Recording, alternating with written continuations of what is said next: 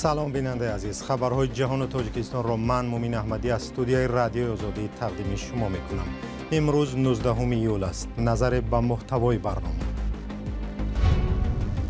امروز امام علی رحمان در روبروی کعبه در عربستان سعودی نماز خوانده برای آسایشتگی تاجیکستان دعا کرده است.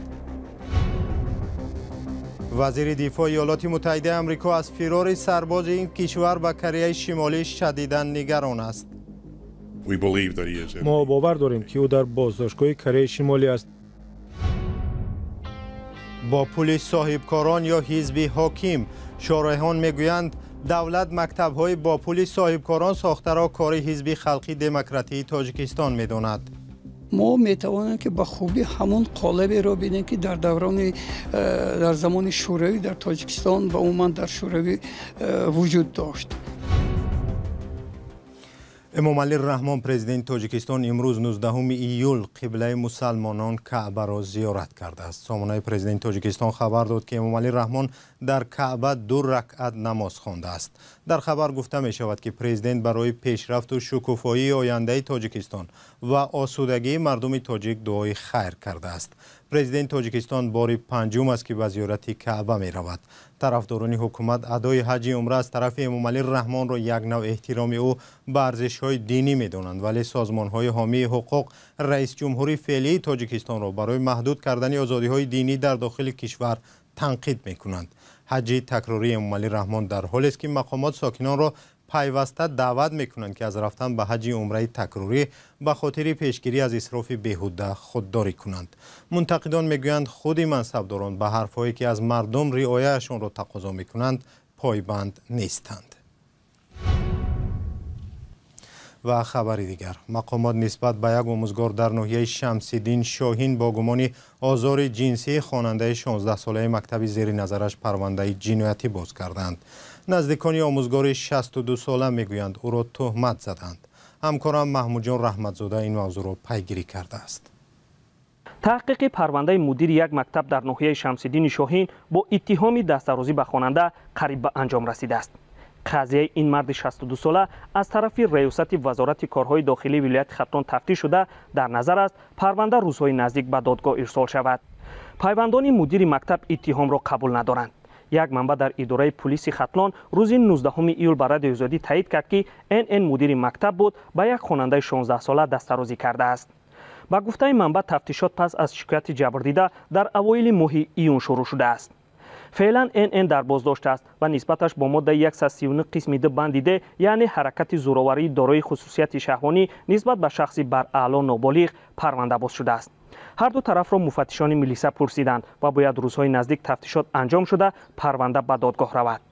در صورت اثبات گناه NN ممکن است از 7 تا 12 سال زندانی شود.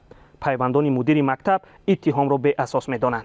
یکی از بستگانش که نخواست از اون نام بریم گفت مدیر مکتب 62 ساله است و باور کردن دشوار است که او به چنین عمل دست بزند. در گذشته نیز بازداشت آموزگاران با گمان آزار جنسی و تجاوز خوانندگان رسانه‌ای شده بود.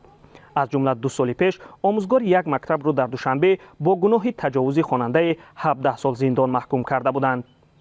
تیر ماه سال 2019 دادگاه ناحیه یاوان ولایت ختلان آموزگار یکی از مکتب‌های شهر نارک را با گمان به اصطلاح رفتار شهوانی 17.5 سال از آزادی محروم کرد. سلام، اگر خط و خبر می‌خواهید ما داریم. نوید بامدادی، سرخط خبرها، اخبار تاجیکستان و جهان، گزارش‌ها و تحلیل‌ها. چی می‌گذرد و چرا؟ دانستن فهمیدن است. ضمیمه یا اپ ما را بگیرید. لوید آستین وزیر دفاع ایالات متحده آمریکا گفت یک سرباز آمریکایی روز سه‌شنبه از کره جنوبی به کره شمالی فرار کرده است. باور می رود که حالا او در بازداشتگاه کره شمالی قرار دارد.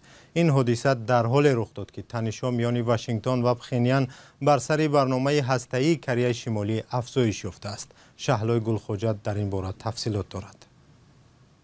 به نظر می رسد در شهر نزد مرزی فنمونجوم که سربازان 2 کره همه روزه در مقابل همدیگر پاسبانی می کنند تیرپرانی نشده است. در پنتاگون وزیر دفاع آمریکا لوید آستین اعاده گذاری شد درباره آنکه یک سرباز آمریکایی روز سه‌شنبه مرز کره شمالی را عبور کرده است پرسیده شد. یکی از نظامیان ما که در سفر خدمتی قرار داشت دیده و دانسته و بدون اجازه خط مرز را عبور کرده است. ما باور داریم که او در بازداشتگاه کره شمالی است. از این رو ما وضع را با دقت نظارت و تحقیق کرده ایستاده‌ایم و سعی داریم نزدیکان سرباز را در رابطه با این حادثه آگاه کنیم. برای بیشتر از همه بهبودی قسم نظامیمان تشویش می‌دهد. جین لی یک پادکستر که خود را ناظر کره شمالی مینامد میگوید این قضیه هنوز ناروشنی‌های زیاد دارد، اما قصه های دیگری سربازان آمریکایی در کره شمالی موجود است. در طول تاریخ 4 سرباز آمریکایی بودند که در آخر سالهای 60 و اول سالهای 70 به کره شمالی فرار نمودند و اینها سربازان آمریکایی میباشند که با سبب‌های گوناگون از رفت خدمت در ارتش در کره جنوبی ناراضی بوده به جای بازگشتن به خانه مرز را عبور کرده گذشتن به کره شمالی را اولاتر دانستند. وزارت خارجه آمریکا گفت مقامات دفاع برای حل وضع با جانب کره شمالی در ارتباط شدند. اریک گومز که پژوهشش به نظارت اسلحه و ثبات هسته‌ای در آسیای شرقی تمرکز می‌کند میگوید این حادثه در حال رخ داده است که تنش‌ها میان کره شمالی، کره جنوبی و ایالات متحده افزایش یافته است. ایالات متحده بعد از پرتاب تکراری موشک کره شمالی از جمله 2 موشک در روز چهارشنبه کشتی زیریابی هسته‌ای را به کره جنوبی فرستاد. و خبری دیگر از دوشنبه، نظرسنجی‌های چند سالی اخیر نشان می‌دهد که کتابخوانی ساکنان در تاجیکستان کاهش یافته است. برخی آن را بر رشد یافتن اینترنت و سرچشمه‌های معاصری پیدا کردن دانش و علم ربط می‌دهند، ولی برخی از پایین رفتن سطح معرفت ساکنان شکایت می‌کنند. حالا مسئولان کتابخانه ملی در دوشنبه می‌گویند پس از اعلان آزمون فروغ صبح دانایی تعداد کتابخانه‌ها زیاد شده است. همکاران هم سروناز روح‌الله و براد یوسفی به کتابخانه ملی رفتند. با وجود تعطیل تابستانه مکتبچه‌ها تعدادی از کودکان و جوانان در تالارهای کتابخانه ملی تاجیکستان سرگرم کتابخوانی‌اند.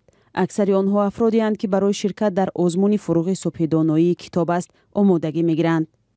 هر روز به کتابخانه ملی آمده از ساعت 9 تا ساعت 6 همان کتاب‌هایی را که در روزنامه هستند آنها را مطالعه می‌نمایم.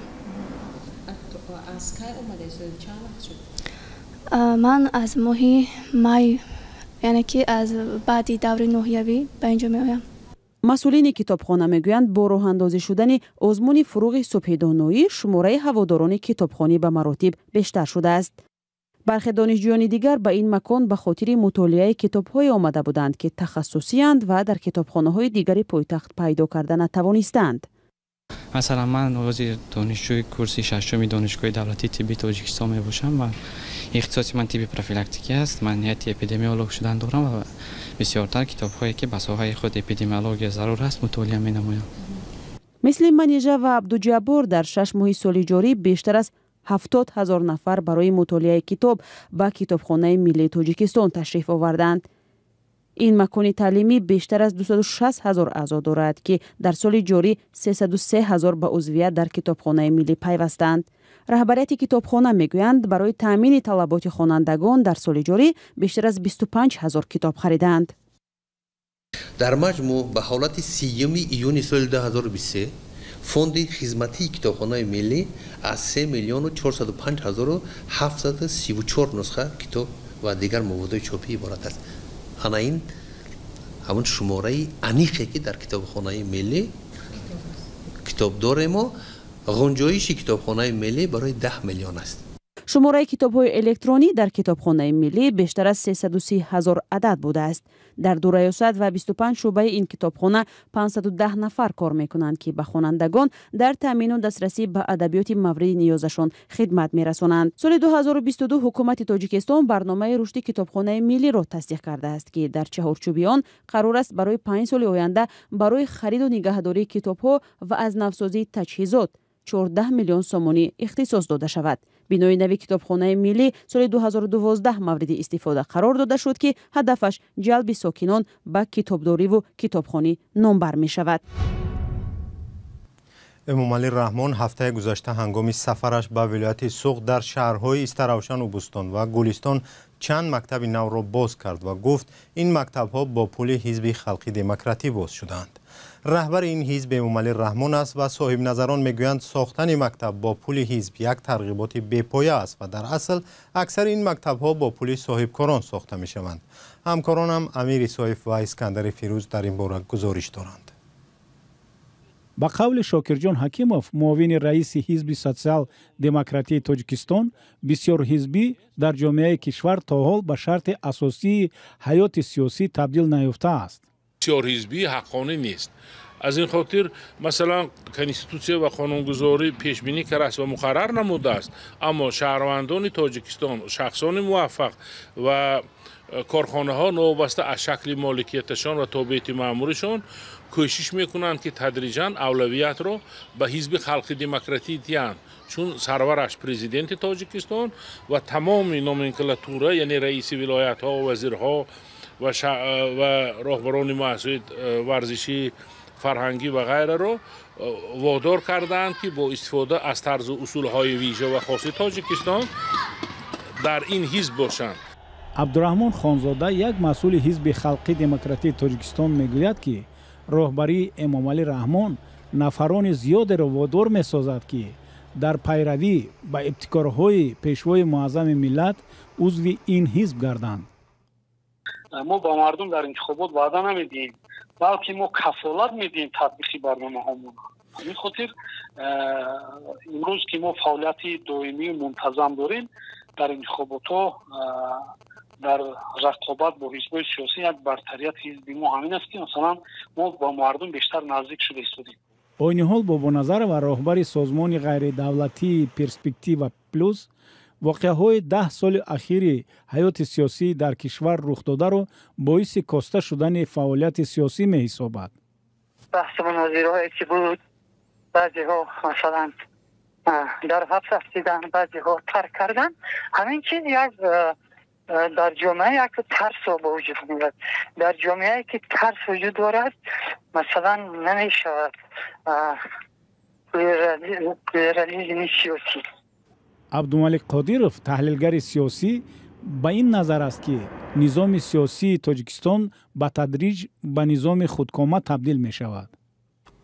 اگر امروز ما با قالب حکمرانی حکومت امروز نگاه کنیم، ما میتوانیم که با خوبی همون قالبی را ببینیم که در زمان شوروی در تاجیکستان و عموما در شوروی وجود داشت.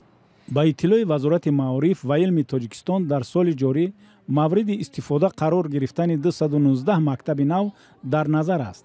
فعالان حزب خلقی دموکراتی تاجیکستان از جمله صاحبکاران موفق تصمیم میگیرند که در پیشرفت اقتصادی و اجتماعی تاجیکستان سهمگذار باشند و چنین مکتب‌ها را بنیاد کنند. ما نمیدونیم که این حزب چقدر پول دارد و آیا در ساختمان مکتب‌ها یا که مؤسسه های دیگری که برای کشور، برای مردم ضرور است اشتراک بکرده باشد. ما در این باره معلومات دقیق نداریم. ما البته به هر کسی که پیش از همه به حکومت کشور، به دولتمان و به کسایی که اگر قدرت دارند و در ساختمان این مؤسسه ها شرکت میکنند و یا میسازند، به همه اونها تشکر میگیم. ضمناً در تاجیکستان 7 حزب سیاسی فعال است و بیشتر از کرسی‌های پارلمان در اختیار حزب حاکم میباشند. 3 حزب دیگر نیز با مجلس نمایندگان راه یافتند، اما نقش چندانی در حیات سیاسی تاجیکستان ندارند. خبری از قزاقستان. حکم زندانی سردار پیشین پلیس ولایت الماتای قزاقستان گنرال سریک کودبایف که در رابطه با حادثه های ینوری از آزادی محروم شده بود، به دلیل فرار از کشور در رفت تفتیشات 6 ماه دیگر دراز کرده شد. همکنون گنرال قزاق 10 سال و 3 ماه در زندان خواهد ماند.